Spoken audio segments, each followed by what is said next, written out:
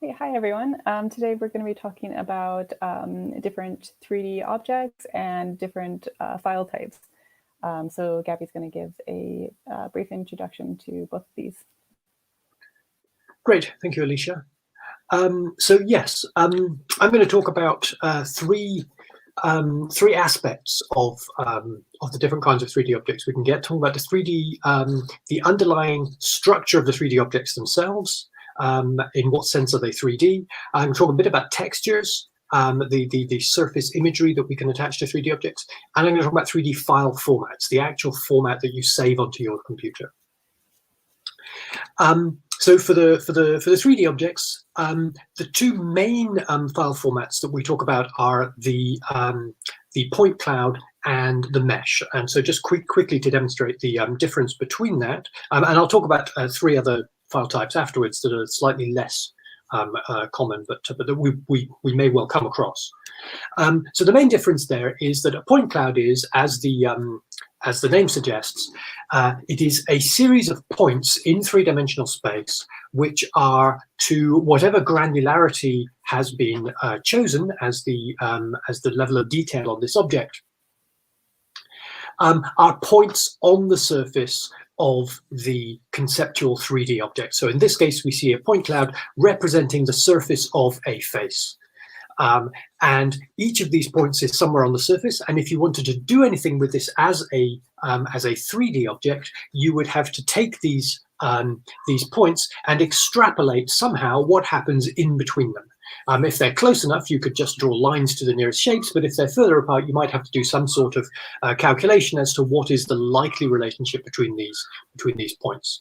And these points are, as with any series of points defined in a 2D or 3D space, they are simply x, y, z coordinates in 3D space. There's no obvious relationship between them. They are just a bunch of points picked up by, for example, a laser scanner or a similar imaging device. As they are simply a series of numbers, this is the default format. This is the raw data, if you like, behind many 3D objects. And this is a format on which you can perform mathematical algorithms and functions of various kinds to manipulate your three-dimensional object. The mesh, in contrast, is often generated from a point cloud, but not necessarily, and is effectively having turned your 3D object, turning, for example, your point cloud, into a series of planes. Most often triangles, where it could be that the points in the point cloud become the vertices of those triangles, and the planes are conceptual triangles between them. Or as in this case, they seem to be rectangles or quadrilaterals. But this means that your surface is actually a 3D surface rather than a series of points. There are no holes in the surface as they are in a point cloud. If you zoom in beyond the granularity of a point cloud, you end up with lots of space in between the points. Points have zero extension in any direction. The mesh is a surface that normally completes the object. So in order to print, in order to display a textured surface, and in order to do most things you want to do with a 3D model, you need to turn it into a mesh in some sense. So a mesh is effectively a series of small planes with the vertices at the points that were detected by the 3D imaging. So those are the two main formats you'll come across, and that's what they mean when you see them. When you're doing photogrammetry, for example, you'll first generate a point cloud, and then you'll turn that point cloud into a mesh. But the other kinds of data that you can come across, for example, would be a vector model. In this case, we make up the entire model not out of a point cloud with arbitrary triangular surfaces generated from that, but we simply define a series of points, and again we define them as XYZ coordinates, and then we define them as extensions from a central point. So we have a series of points. We can have vertices. The vertices are the points. We can have lines, edges between those vertices, and we can have planes defined by those lines. So in this case, we have a building. which is a CAD model. It's been generated using SketchUp Make, and you can see various points on here. So there are points at the corners of this building and many other points elsewhere. There are lines between those corners. So there are 4 points defining those corners. There are 4 lines defining those edges, and then there is one plane between those. And every surface on the object is likewise defined by a series of points and lines. And in this case, you can do much more granular things, sometimes such as those circular cross-section columns that you can see in the middle of that image, and the arched roofs, and you can zoom into those to whatever degree you like, and because this is vectors, it will always appear as a curve, unlike if it's either a raster model or a point cloud, where eventually that granulation will degrade if you get too close. However, because it's defined as an ideal image, this is never going to be archaeologically or architecturally exact. Okay, you've said there is a curve here, and if the curve, and you define that curve with an algorithm, and if that algorithm doesn't define the exact same curve as on the actual archaeological site, then things like imperfections and whatever may be lost and may be invisible in that case. The fourth model that we will sometimes come across, and this is something which is perhaps quite easy to envisage, is the 3D raster model. So a raster is like when we see digital 2D images. They are almost always a a digital photograph is made up of pixels, and a voxel is just a 3-dimensional pixel. So we have the entire object is made up of cubes, just as a 2D image is made up of squares. And from a distance, it might look quite good, but when you zoom in quite close, you will end up with something like this, which is very, very blocky. And there's a point beyond which you can no longer zoom, and it is no longer helpful to do so. So this can be a useful way to represent 3D data, but it really doesn't scale.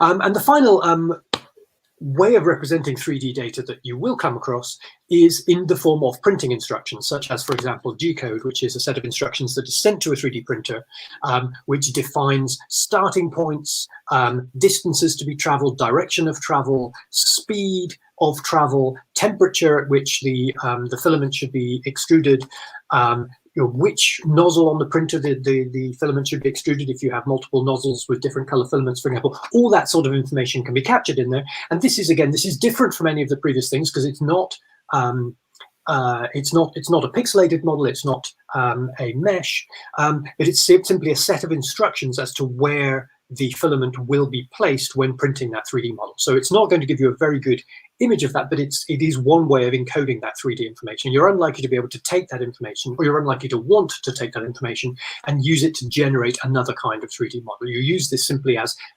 a moment on the route to creating a 3D print of your object.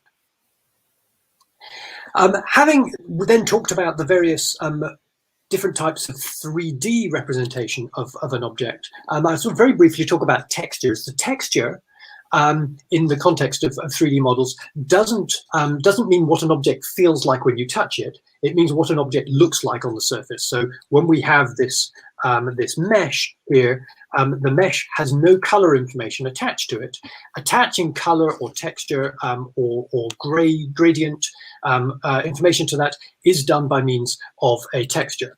And so the simplest kind of texture you can have is you can have a small repeating image, and you can say, I want this entire part of this 3D model to look like brickwork, or to look like tile work on a roof, or to be, flesh colored, or to be, the color of blue denim, or whatever, to represent part of your object. And this is repeating, and what it simply does is it projects a section of that model onto the little triangles in the mesh, or the surfaces of the vector model, and it just repeats that, and it tries to make it look relatively natural. The other kind of texture, which is a little bit more complex to envisage, and certainly much more complex to create, is a texture that is fitted to the object itself. And that is complex because, as you can imagine, the various different planes and surfaces of a 3D model don't easily fit into a 2D image. So this is a series of fragments of surface that have been created to attempt to put texture on a 3D model of a slice of pizza. So this doesn't look like a slice of pizza to us anymore, but that's that's the only way to make this work for the 3D model. If you wonder why that's so complicated, remember that even for a relatively regular shape like the not far off perfect sphere that is our planet, it's actually very, very hard to figure out a good way to project the material, the information that we have about that surface onto a 2D image. And a texture is a 2D image, and we want to project that texture so that it appears to be projected onto that 3D surface. And there are dozens of different proposed projections for the Earth's surface. This is one of the least bizarre looking ones, but it nevertheless is not what we're used to seeing when we look at things. So you either end up with things distorted in the way that this is distorted, where luckily we're not that interested in what happens in the middle of the Indian Ocean, in the middle of the Pacific Ocean. So the fact that those are really badly broken up is not such a big deal for this image. Or we end up with a projection where Greenland is bigger than Africa, where in fact on the surface of the Earth, Greenland is, as you see it here, actually smaller than 2 or 3 of the individual countries in Africa. So the projections are always going to be imperfect, and this is just one projection. We still end up with a bunch of 2D sections which still have to be wrapped over a 3D surface, so it's still not perfect. So that's why textures like this are quite difficult to for us to envisage. So your 3D software will create a texture for you if you create for photogrammetry of an object, for example. But if you want to try and create a texture to paint your 3D object, it's much harder to figure out exactly what that should look like. So that's quite a complex process. And so then the final category I want to talk about is file formats, and this is the equivalent of image file formats. So you may be familiar that a JPEG image or a GIF image or a PNG image can be used to present files on the web, but that formats like TIFF and others actually contain more and better information, but have to be processed by some imaging software before they can be turned into a format that can be projected on the web. The same is true for 3D image formats or object formats. There are a bunch of what are either interchange formats or are, if they are proprietary, they are nevertheless fairly widely used and compatible formats. And I have to say that my experience with these interchange formats is relatively limited. So I'm going to ask Alicia for some to chip in on this in a moment. But what I've found is that the OBJ format, which is an open format representing the vertices of an object and the textures of the object, and the STL format, which represents surface geometry, which the name comes from stereolithography, and OBJ is short for object, clearly, and the PLY format. All of them are the base formats that I would say, if I find a file in that format, I know that my 3D printer software is going to know how to turn that into a 3D printing instruction file. So I'm quite happy with those formats. Formats like Collada, which is much more graphics focused and so has a good capture of the texture, and GLTF, which is designed as an interchange format for transmitting 3D information between different formats,